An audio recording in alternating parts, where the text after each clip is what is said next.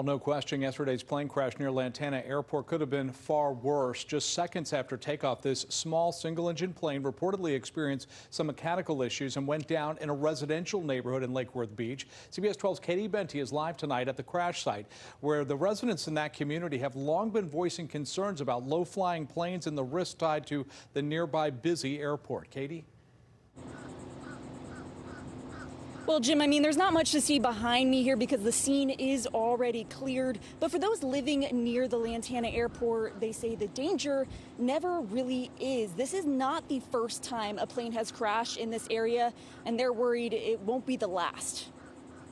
The wreckage of a small plane towed away from a Lake Worth neighborhood Tuesday afternoon, 24 hours after it fell from the sky. Investigators say Monday's crash happened just minutes after takeoff from Lantana Airport. The single-engine plane clipped a palm tree, then struck a moving car with a family of 5 inside, including several children, one as young as 8 years old, all before crashing onto Lake Osborne Drive. All of them are okay after a visit to the hospital, including the pilot and passenger on board the plane. Residents say that's a miracle. We've observed takeoffs from fixed-wing aircraft and helicopters taking off in parallel at the same time. So this means we're not just using runways, we're using taxiways as runways. CBS 12 News has been covering concerns here for years after a series of crashes, hard landings, and low-flying planes over homes. The airport averages hundreds of flights a day and has no air traffic control tower.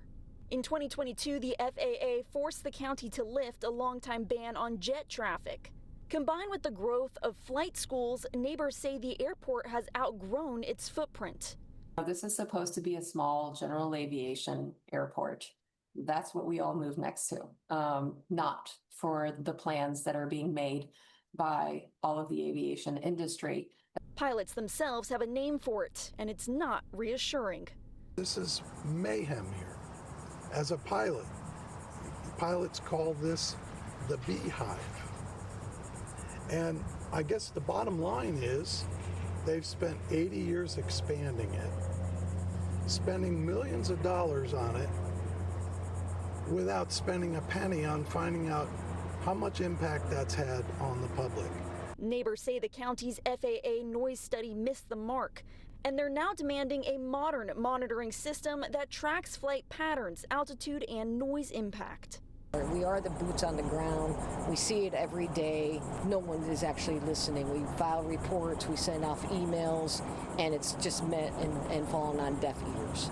Neighbors say they're not trying to shut the airport down. They just want to feel safe and heard. Neighbors tell me they've been pushing for change for decades. They're looking for restrictions on aircraft types, as well as putting in a monitoring system that could track aircraft patterns in the Lantana Airport. They're hoping that this situation will be a clear wake-up call. Reporting live in Lake Worth, I'm Katie Benty, CBS 12 News.